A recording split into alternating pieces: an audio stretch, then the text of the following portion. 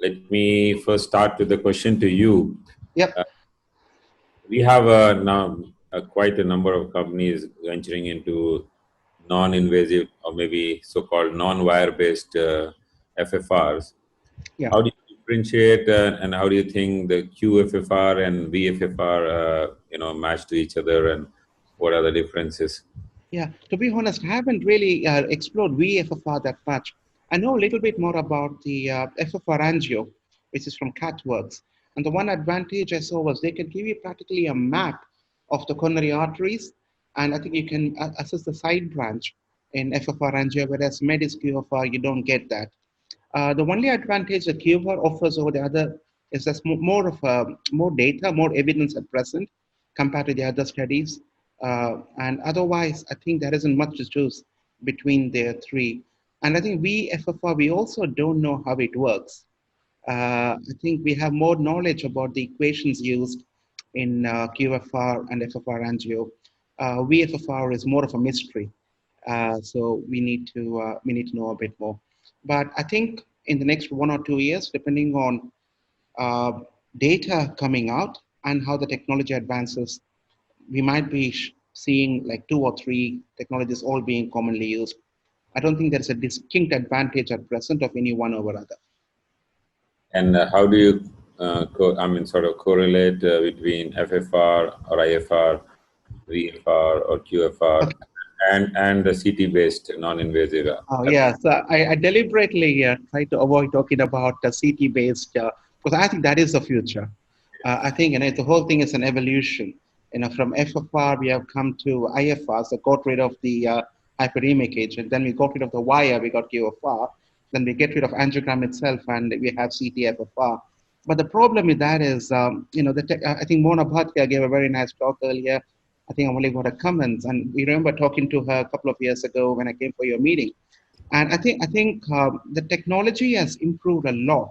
I don't know how much it's improving. There are still artifacts with CT coronary angiograms, and I think they might be difficult to overcome. So if that can be overcome, I think that will be the standard test. But I think for confirmation, we will still end up doing angiograms. So my impression is that IFR, we do a lot more IFR than FFR now. 80% of our pressure wire studies are IFR. And I think QFR is now where IFR was about 3 to 4 years ago. So in 3 to 4 years, I can see QFR taking over from the pressure wire studies. And any interference with the calcium, calcified lesions, is that a contraindication or a relative contraindication?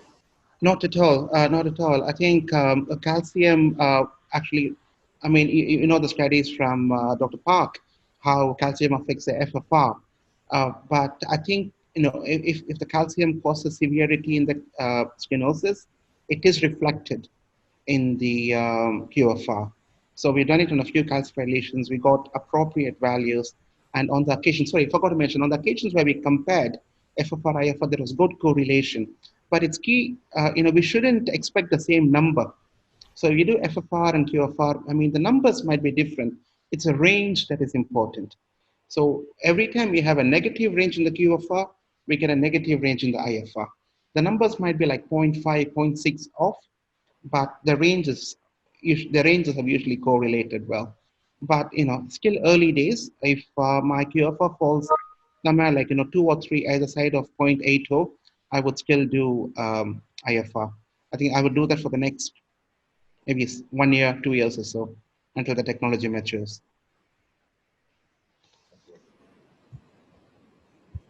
So Ajit, any questions? I had a question for you as well. And now you answered one of it, that from warfarin you shifted to NOAC. I think that actually makes more sense, because warfarin, one, that it takes a longer time to get an optimal level, and initial days are important to get an optimal therapeutic level. And NOACs have an advantage that they are direct, thrombin factor 10A inhibitors. So that makes it much easier. But my thing is, do you recommend as a standard of care that we analyze the thrombus? When the patients come young, acute MIs with a lot of thrombus burden, or you just go ahead the standard way, and unless it's a very occlusive thrombus and post aspiration, you still have a thrombus burden, you just leave it alone. And the second question was, I saw your OCTs with a lot of interest, and 6 weeks, 8 weeks post intervention, the clots would nearly go away. But is that a result of adding anticoagulants, or that would have happened anyway? Because once you have a good antigrade flow, you also have the body's own plasminogen and fibrinolytic mechanism to act there. So these were the two, questions which I had in my mind. So I think you would be the best person to answer. So, this has been a sort of study in evolution. To be very honest, we were also not sure what we were doing when we started. We knew that large thrombus was an issue. That was for certain, whether it is non-ST elevation MI or ST elevation. And by putting a balloon and putting a stent, we could create a lot of microvascular push and damage to the myocardium rather than any good to the patient. So at that point of time, we started looking at it and looking at erosion, particularly in these people, which is very common. Almost 70 to 80% of these patients are erosions in these young MIs. They are not plaque ruptures. And then we realized that putting a stent for an erosion doesn't make sense at all.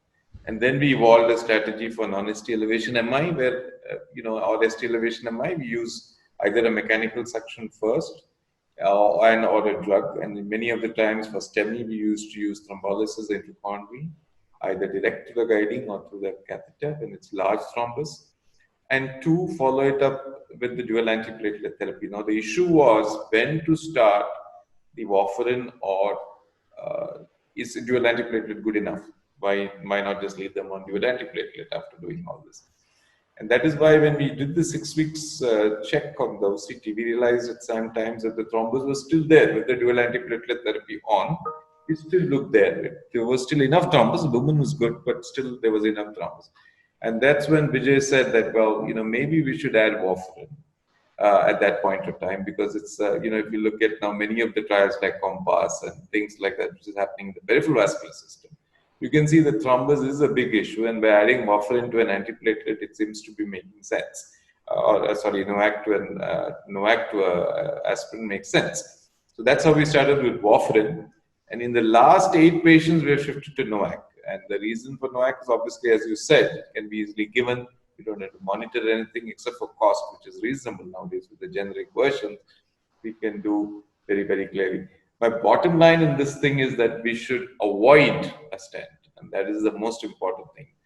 And if you looked at the erosion 1 study, which was published from China, a single center, which was published in the European Heart Journal, it showed clearly that putting a stent in these patients created harm at 1 year. And it was worse outcomes in the stented patients as well. So we hope to start the erosion 2, the same group with IK Jang's group with Harvard, and we are just recruiting in 11 units, a 300 plus patient study. Unfortunately, this pandemic came around and we had to now postpone it till all this settles down.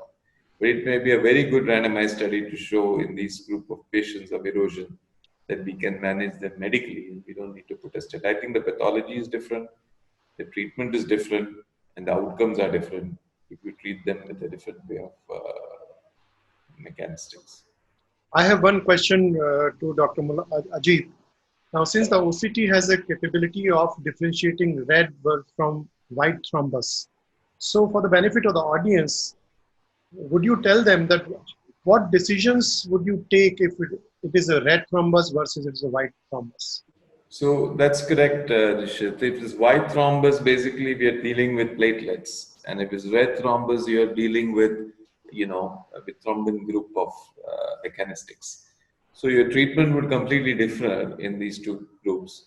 And then in the thrombin group of patients, or the red thrombus, you have a sort of an early thrombus, a middle way thrombus, and a formed thrombus or an organized thrombus, because these all 3 are different, and the way you treat them will be different. So in a very early thrombus, where you have lesions, you can treat them with thrombolytic agents. In the middle way thrombus, I'm not yet sure thrombolytics don't work as much as I feel, but I think the group of NOACs and warfarin are good because they work in a medium way. And in the organized thrombus, none of these work, and you have to treat them like a lesion and just fix it with a stent. So we are now working on that also to see how we can identify on OCT very clearly whether this can be treated with thrombolysis, with warfarin or NOAC, or with just a stent. We need some more data. We have now 72 patients. We have submitted the paper to Jack, but between two centers. But I don't know whether it will get accepted, but it's come for revision. Dr. Ajit, this is Dr. Roy. Can I ask one question? Yes, Ajit, tell me. Yeah. I just wanted to know when you are talking about NOACs versus VKI. VKI, of course, is according to the therapeutic PTINR, what you target. NOACs, if you look at the rivaroxaban, I've seen different dosing pattern. Some give it 20 milligram daily, and others follow it with the compass strategy of 2.5 milligram twice daily. So what do you recommend? I'm a little bit confused on both the aspects, because for me, if it is a thrombus burden is high, we should go all out with the full doses rather than 2.5, because we don't have 2.5 is only for the chronic stable angina group, not for the acute coronary syndrome. Yeah, so I think, Sanjeev, you answered that question. The compass data was chronic stable angina and peripheral vascular disease. It was not ACS. So when I use a NOAC, I use, if it's rivaroxaban, I use 20 milligram because I treat it as ACS patients, so rivaroxaban. You may say that all that data is with atrial fibrillation and other things, but not clearly with ACS. But I feel that that's the best way to go, that you use a higher dose. What is interesting is that with dual antiplatelet therapy alone, the thrombus clearance is not as good at 6 weeks, 8 weeks OCT as with warfarin or with 20 milligram of rivaroxaban or 110 or 150 milligram of dabigatran. The amount of clearance in the OCT for the thrombus is very, in fact, you can see very little rim left after if you use an anticoagulant as compared to only antiplatelet. And I think it's part to do with the thrombus, which has not been cleared, the thrombin part, which has not been cleared, which an antiplatelet does. So would you go for a triple drug therapy for the first month? Well, I personally started with triple therapy. Now we use warfarin and clopidogrel alone in these patients. We If you're using NOAC then? Well, NOAC with only one antiplatelet. Aspirin or clopidogrel? Clopidogrel. There's another question in the question and answer box. What is the dose of fibrinolytic agents which you use intracoronary? Which one do you use and what dose? We use both retiplase and tenecteplase. We give small boluses of 4.5 milligram of retiplase. We use 2 or 3 doses. This again, most of the data in Western literature was against using intracoronary because there was a high incidence of ventricular fibrillation in many patients. So they dropped intracoronary usage. But, I personally feel that we see Indian data, a lot of small studies coming up. They're pretty good, And I think intracoronary is much, much easier to use with these, this fibrin specific lytics. I use more retiplase because it's cheaper and easy. I don't use that much of streptokinase because it's more general lytic, and you can use it. There's nothing wrong with it. And tenecteplase I use lesser because it's more expensive. Would your strategy be same for ectatic coronary arteries with large thrombus burden? You see, this is a very important question, Sanjeev. And this, in fact, today morning only I was discussing with Vijay, because I think this group of patients, they have 3 things. One is erosion, one is ectasia, and then you have, slow flow. All these 3 are part of that thrombus formation. So this ectasia may be either, I think, I don't think it's congenital, but I think it's a lot of infection in our country, it's like a sort of a mini Kawasaki, but maybe other infections, not generally the Kawasaki type of illness which we see. Streptococcal infection, many other infections may cause coronary artery disease. Diabetes may cause a sort of Kawasaki type of involvement. So I think end of the day, what I would do is treat it initially as thrombus, clear the vessel, and then if there's a focal lesion, then fix it like what I showed in a couple of cases. Just fix that bit with a stent. So we don't cover the whole vessel with long stents and stuff like that. Do you have experiences with OCT in ectatic arteries? Yeah. There must be. This is a very common form in young patients. When you see MI, they have ectatic vessels, and it's not just erosion. In fact, they can have chronic ectatic vessels with low flow. And these pro-thrombogenic, they are these vessels. So I think that I think this young MI pathology is not at all related to atherosclerosis, clear-cut plaque rupture. It is either erosion, which is endothelial, it is either inflammation, or it is ectasia, and I think there's also a prothrombogenic part of it, which is possibly lipoprotein A, and the prothrombogenic agents, especially with smokers, which happens. And that's what the lesion is less and the clot is more, and we need to concentrate on the clot there and not the lesion. So Ajit, can I? does that I was, it's important that you put these patients on long-term or lifelong anticoagulation? If they're ectatic, I put them on long-term anticoagulants with a single antiplatelet. In fact, the statin usage is very controversial now, whether you need at least many of these patients statins at all. Because lipids are so little, you hardly see the blood. In fact, if you look, there is a paper now coming out from Zhang's unit, we were part of it, which shows the lipid plaque is what we call multi-layered plaque, which is thin. But in Indian patients, you also have a high lipid density behind the plaque. So there may be usage of statins, which is good. There is no rupture, but there is multi-layered fibrotic plaque with back behind the plaque. There is a lot of lipid content. The intima is sort of looking okay. It is not disrupted. There's no cavity. There's no rupture, but behind that may be something which is inciting the endothelial dysfunction, which is creating the thrombus.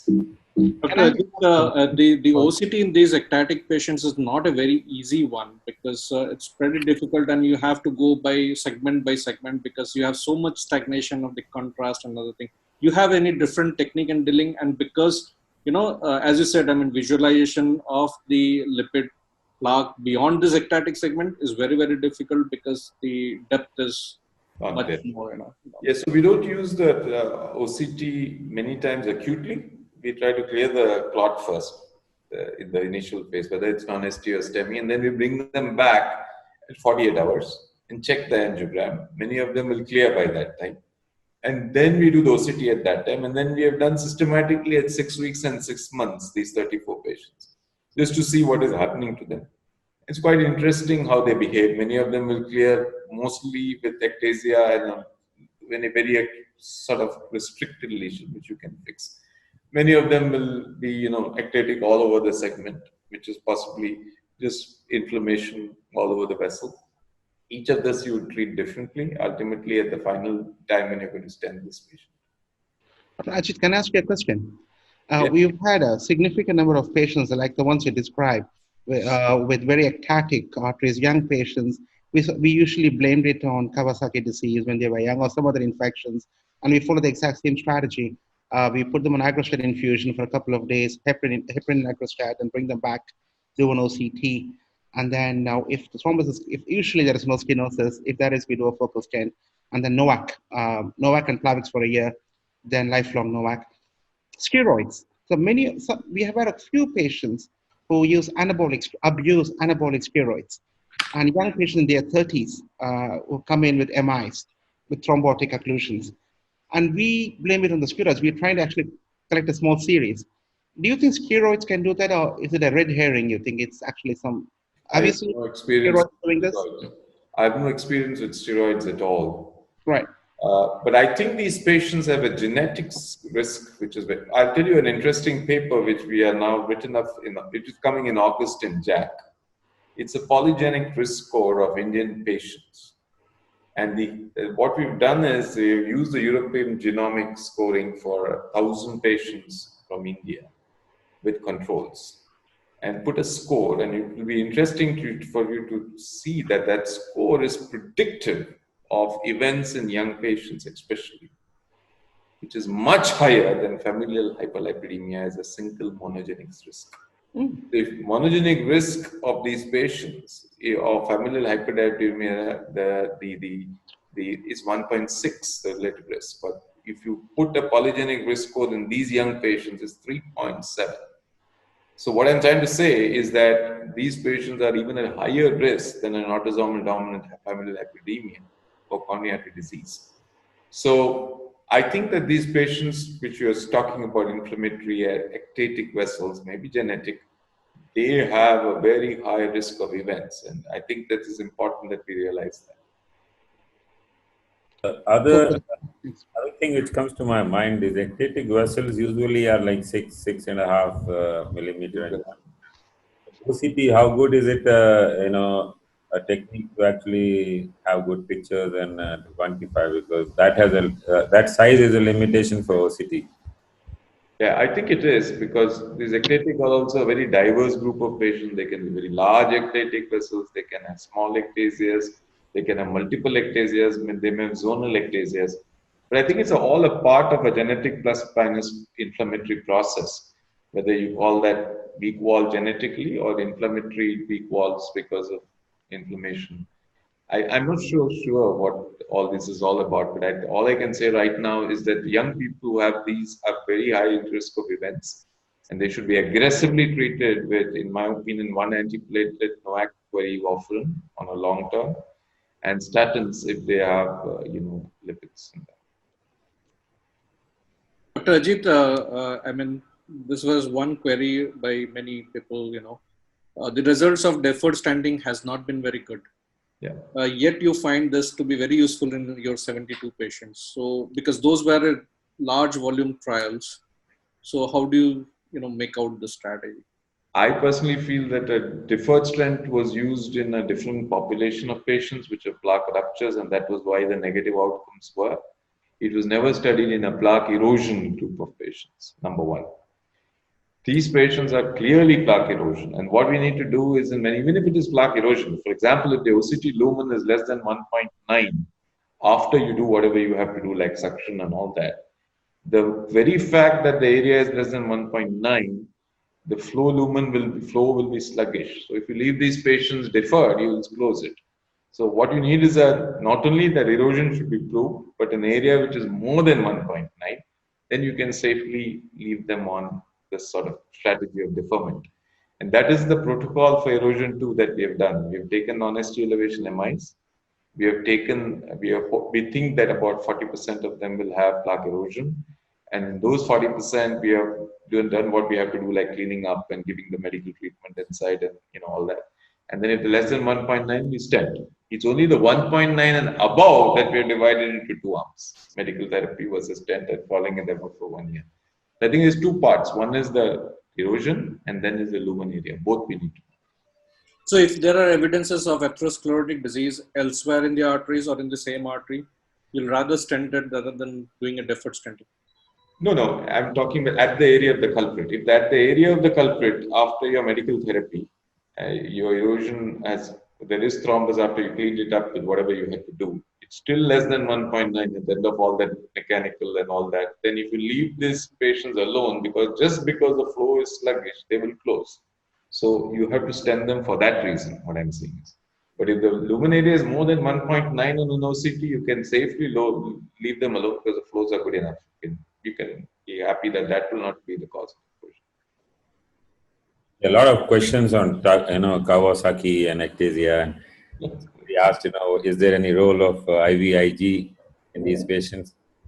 They're all on. I think Kawasaki is a very, for example, now if you look at this COVID pandemic, we are seeing Kawasaki there also. So it's not some disease which is just a Japanese disease of unknown etiology. Any inflammatory disease can behave the same way, and they can behave like a Kawasaki type of coronary artery disease and come to us either in childhood or in adulthood or young adulthood with this sort of a problem.